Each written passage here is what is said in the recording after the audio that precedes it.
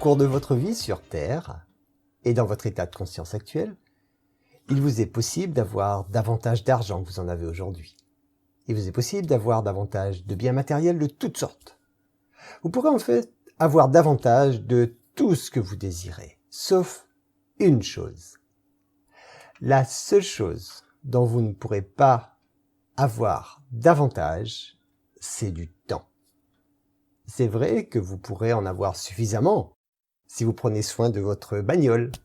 Elle pourra ainsi vous amener plus loin.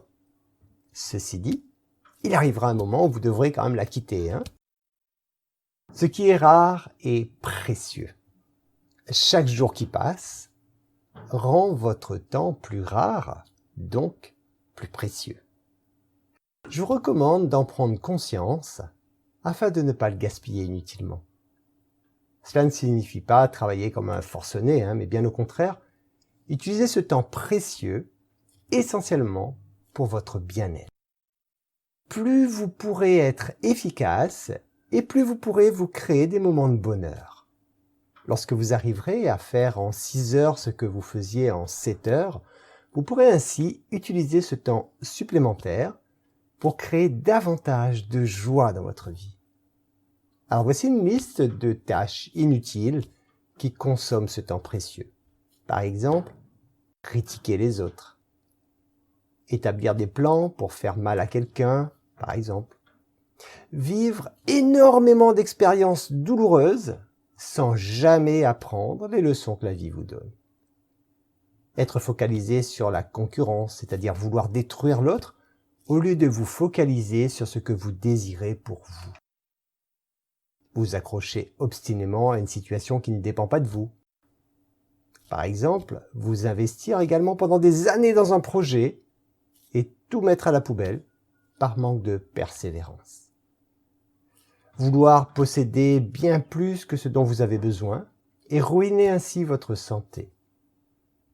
Gérer votre temps de façon efficace signifie affecter l'essentiel de votre temps à réaliser votre mission de vie. Faire ce qui a du sens pour vous, et non pas le faire par habitude ou pour le regard des autres.